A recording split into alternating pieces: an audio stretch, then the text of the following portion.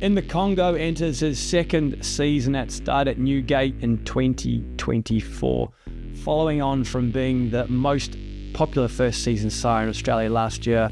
169 mares covered, 1 in 4 of those were stakes performers themselves, 1 in 5 were 2-year-old winners themselves, so he's a young horse, extremely well set up through his first season, and delighted today to be joined by his co-trainer, Adrian Bott, the man that raised in the Congo, Mr. John Kelly, New Haven Park, and Henry Field, of course, from Newgate Farm.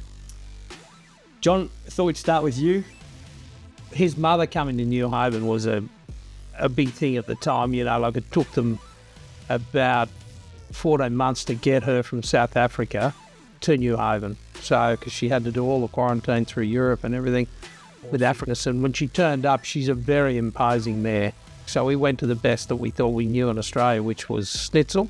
She went at foal nice and early, and he was born, and he was a magnificent foal from the first time you saw him. He was just all in the right proportions, and he remained that his whole life. He never changed. I think that's probably the thing that I remember most about him, was that he was always a beautiful horse. Via Africa was like the black caviar for Africa. She was just the unbeatable sprinter, super fast. You bred her to Schnitzel, got the gun colt by Schnitzel. It's the time when, you know, we've got a really well-organised group of stallion colt syndicates ready to buy horses like that. I mean, full throttle, right? And then COVID hits.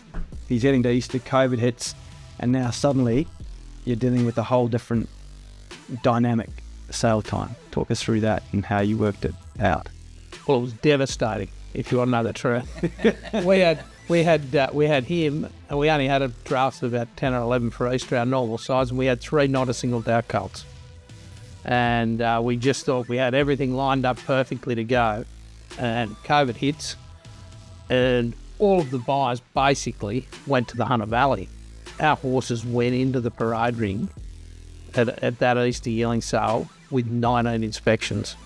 And I rang Henry, and I said, look, Henry, I said, with this horse, I said, I know he's a bloody beautiful horse, but if we put 400 on him, and Henry said, you put 400 on him and I'll buy it. There you go. There you go. You can't beat any fairer than that, can you? So we put 400 on him, and he got sold. Myself and Gavin Murphy and Stevie O'Connor made the road trip to Borough. It was a great trip. We took a few wrong turns, but it was trying to get around the police. Because all the exemptions and COVID and everything else. Anyway, so after risking the police and doing all that, we finally got down there, and I remember the horse walking out of the box, and I can tell you he was just the most, like when I saw him, he was just the most magnificent horse. I remember seeing him in the yearling barn there at New Haven Park, just up from where Richard's house is, and geez, he's a magnificent horse, and we bought a lot of good horses off you, John. It's good to pay hundreds for one. Good on you. They're all at under, Cedric. I like seeing that natural output from them from the very beginning, and I think the barriers is always a good indication.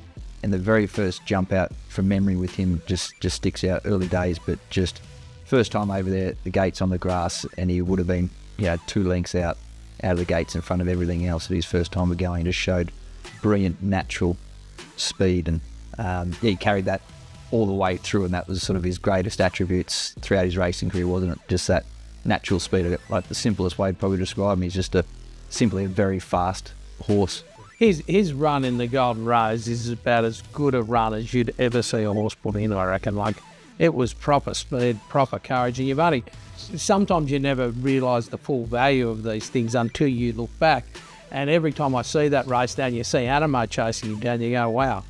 Yeah, and then in the autumn, in the Galaxy, I mean, he carried, what was it, equal? I think weight for a 3-year-old. He was a neck away from breaking a 3-year-old record carrying weight, so it was a difficult one because we'd set his program up with Adrian for the Galaxy that year. That was the race we wanted to target. And I think like 56.5 kilos, which is a huge amount of weight for a 3-year-old. And we were not going to run the horse, but we were sort of stuck in no man's land because we'd programmed our way into that race the whole autumn. And his run on the Galaxy was phenomenal, just getting beaten the shortest of margins.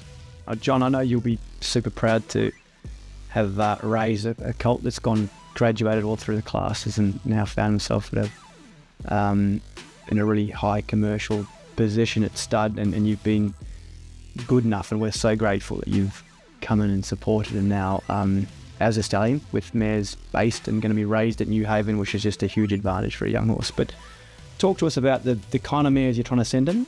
As I said, I think he's quite unique simply because of the outcross. Like, you've got the Reduced Choice, Danehill, Snitzel, all of that, but then you've got this beautiful outcross. So I think we can send Danehill line mares back to him because we're a long way back, and I think that we can use some of the unusual things he's got, his pedigree, but he's a pretty easy horse to mate.